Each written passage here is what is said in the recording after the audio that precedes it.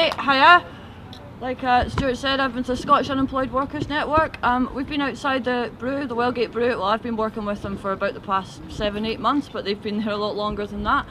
I mean, I'm no stranger to the benefit system myself, but I was shocked at the stories we get, the cases that we get outside the Wellgate brew. Basically, welfare sanctions are being applied. They're not being applied fairly, they're being applied punitively. There's government ministers tend to say that welfare sanctions are used as a last resort. Okay, well, if they're a last resort, then why in 2013-14 were 1 in 5 benefit claimants found themselves sanctioned at some point in their benefit claim? That doesn't sound like a last resort to me. I've got a couple of cases here. We've had one person sanctioned, one man who had a close relative who had a heart attack, and so he was driving him back and forth to the hospital. Because of the stress of that, he forgot to fill in the second half of a job search diary, and he was sanctioned. We've had someone whose brother attempted suicide, who was sanctioned because he was busy dealing with that. We've had people who are 15 minutes late. They phone up, they say, I'm going to be 15 minutes late. They're told, oh, that's no problem. They come down, no problem. Then they look at their account next day, no money. You know, this is not a sanctions regime that's being applied fairly at all. That's not even to mention the bureaucratic reasons that people are sanctioned. When people don't send out letters, when letters never arrive, when appointments are double booked, and these people are left with no money. So what?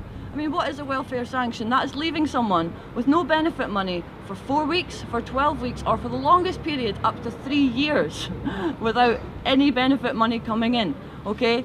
And that's starvation. That's going to... There's physical and mental health effects that can send someone into a real spiral. We've had one case of a man who was 15 minutes late, sanctioned for 12 weeks, right?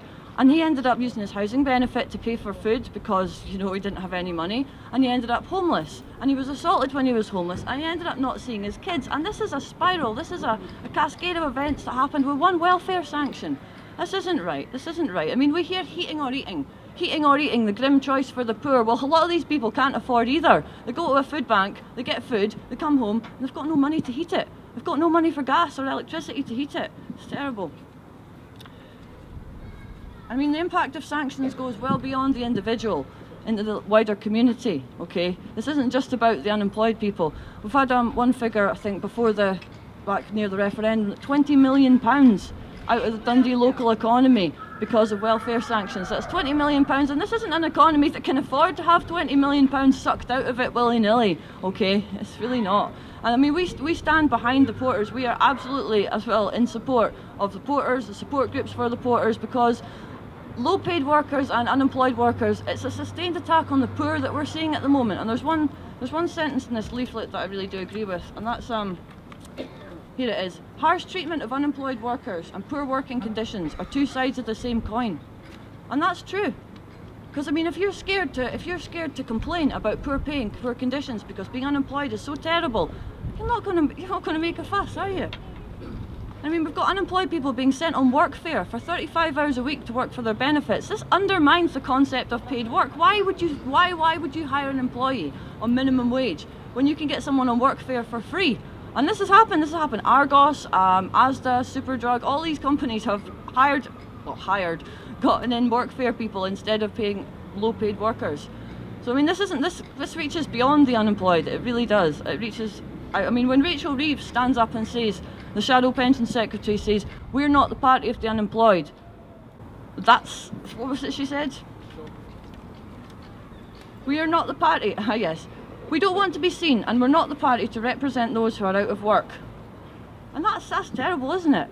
I mean, another thing we do is advocacy. We go in with people, we advocate with them, because really it's a daunting experience going into that job centre. And a lot of the time, people like to have someone with them just to kind of make sure that everything's been represented rightly. The rights are being represented, and the guidelines for the Department of Work and Pensions are very clear on this, that you're allowed to take an advocate in. That advocacy is not a crime. So when one of our advocates got arrested in Arbroath while they were representing a vulnerable benefit claimant with severe dyslexia and severe anxiety, this is kind of an attack on all advocates. It's an attack on the right to representation, okay? And we've got a protest outside Forfar Sheriff Court on the 9th of June, right? Because of Tony's arrest there, and I'd like as many of you, well, if you want to come along, show support, that'd be brilliant, that'd be absolutely brilliant. We're also needing more volunteers to come outside the brew, stand outside the brew with us, join us, you know, and see for yourselves how the poor are being treated, because it's really terrible. So, pardon? Okay. So what can we do about this? Well, very briefly, we've got the blue Tories, we've got the red Tories, and we've got the yellow Tories. So this might not be popular, right? But I think we need to return a large block of SNP MPs, because while they may not be the most progressive party in the world, they're the most progressive party that we've got at the moment. Aye, they are. When Rachel Reeves stands there and says we're not the party for the unemployed.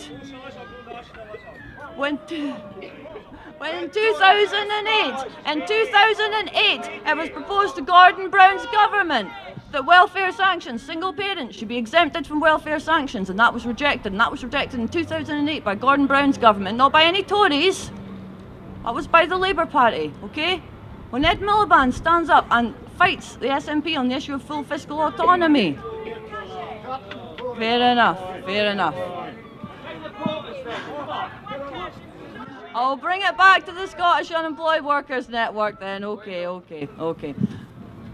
Basically, we're needing volunteers, we're needing people to come out, stand outside the brew with us, do the work that we're doing, because we're not a political group, no matter what my opinion might be on that, but we are very apolitical.